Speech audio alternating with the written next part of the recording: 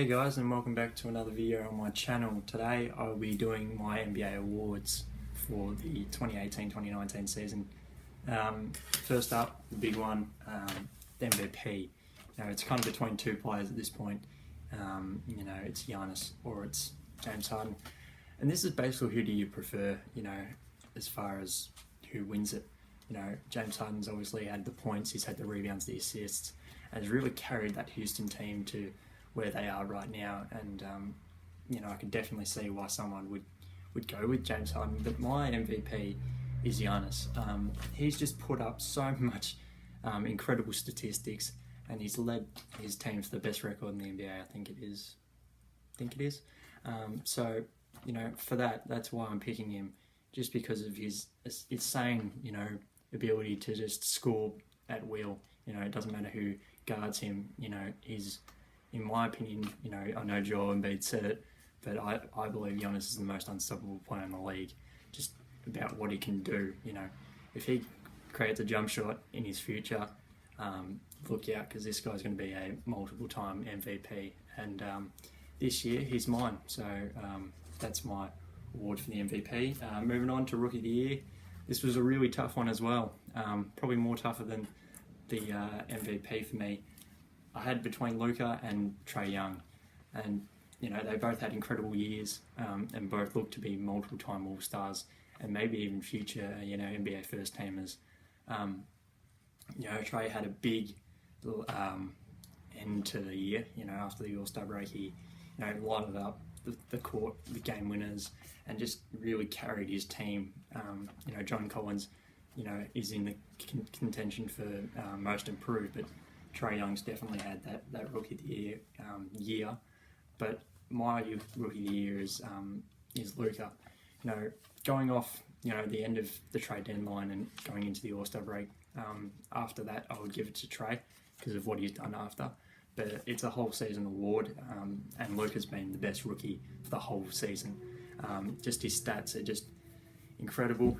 Coming over from Europe, he's really been really well to adapt his game. He's got that advantage over rookies that come in from colleges. He's played against grown men before, and he's played against them throughout his career a lot more in the Europe League, and he's got that experience, and it showed in this first season. He put up 21, 6 and 7, which was very rare for a rookie to do. And he and Kristaps in Dallas, I look out for them because they're going to be good. They're going to be something special, I think, in the West. I think that'll be a big future dynasty. I reckon they'll challenge soon. I don't think it'll be next year. I think it'll be the year after that.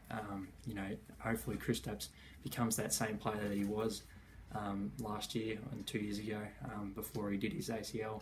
If he can do that, then the Dallas Mavericks are going to be something special in the future. For my sixth man, this is a no-brainer. It's Lou Will. Not really much to say here. Lou Will just had a magnificent year at sixth man. I don't know how he does it, but he can just turn it on like that. He's just that good at having that game, and he can bring it every night. He brings it every night. His scoring ability, his way to incorporate others into the offense. He's just that energy, that plug that the Clippers really needed, and I think he's the main reason why they made the playoffs in the end. After that Tobias Harris trade, you thought, well, Gallinari's going to step up, or someone else that's in the starting lineup would step up. But it's obviously the bench that has for the Clippers, and it's led by Lou Williams, and that's why the way that he's putting up his stats is averaging like 20. The game against the Warriors, which is a couple of days ago, I think it was yesterday. Yesterday. He put up, insane numbers. He put up a double-double, had about 30-ish, 40-ish, 10 assists. He carried his team back to the biggest comeback in NBA history, and it's a no-brainer why he's getting Sixth Man of the Year. Most improved, probably the most controversial of my picks. This one, a lot of people have Spicy P to win it, and it was down to Spicy P and my winner, and my winner is De'Aaron Fox. He has led the Sacramento Kings back to a contender again. They haven't been that for a long time, and he's rebuilt that team, and he's the leader of that team. Obviously, Spicy P has had a massive improvement. He's on a championship level team, which is why a lot of people are going for him, and he's getting a lot of attention that way. You know, he's had the 10-point increase, I think the 1.5 rebound and 1 assist increase, but you know, he's getting more minutes as well, but he's definitely improved. There's no doubting that. But why I have De'Aaron Fox is because he's leading a team. He's leading a team that almost made the playoffs, and let's be honest, the Sacramento Kings haven't had a leader for a long time. You know, DeMarcus Cousins was that leader, but he didn't do anything with the Sacramento Kings as far as playoffs. You know, Tyreke Evans before him, you know, was meant to be the next big thing. He was Rookie of the Year, hasn't panned out that way. So they really need this leader, and I think he's going to be the next leader of the Sacramento Kings. I expect them to make playoffs next year with the young core that they've got. Marvin Bagley as well, Buddy Hield, Willie Cauley-Stein. I reckon they'll make playoffs next year. They're a really fun team to watch, and you know, De'Aaron Fox has spearheaded that team, and his increases are tremendous. He's increased, I think, his assists by 4, his points by 7-ish. You know, his steals are much better. You know, he's playing more minutes, why that gives him more turnovers, obviously, but he's the one guy that's holding the ball. He's the main offensive weapon on that team, and he's going to be a big star in the future. I would like to see him make a couple All-Star appearances in the future. He has a big future, and the sophomore players have really stepped up. You know, the sophomore players are getting most of the improved awards, which is, you know, kind of interesting. You know, you would expect it to be like a 3-4 year player getting most improved, but you know, it's being sophomore players that are really getting up and showing themselves that, you know, they've had that 1 year of experience in the NBA, and now they're ready to go and ready to be unleashed into, you know, proper NBA stars. So moving on to my second last award, the penultimate award, Coach of the Year.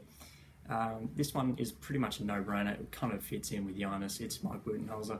What he's done with the Milwaukee Bucks this year is just been great. You know, they've changed their way. You know, since not having really a good head coach with Giannis. You know, they've had Jason Kidd, some other guy that I can't remember his assistant coach somewhere, but they had coaches that really weren't good enough for the job. And you know, Mike Budenholzer obviously carried the Atlanta Hawks team that was really good, that was the number 1 seed a couple of years ago, and he's an experienced coach, and he showed his experience. He's developed Giannis into a big way. He's developed Chris Middleton, and a lot of these young guys, Malcolm Brogdon. You know, he's made this team a championship contender, and it's really great to see that the Bucks are back in the playoffs. You know, they're a championship contender. I expect them to, you know, probably make the NBA Finals, if I'm being honest. I'm a Celtics fan, but I haven't seen enough for us to probably beat them in a 7-game series. But, you know, it's depending on Giannis, you know. But as far as Mike Budenholzer, he's done a lot in this regular season that has led them to the number 1 seed, and that is why they're the best team in the NBA in the regular season. If that remains to be seen in the playoffs, but these are regular season awards, not playoff awards. And finally, the last one, Defensive Player of the Year.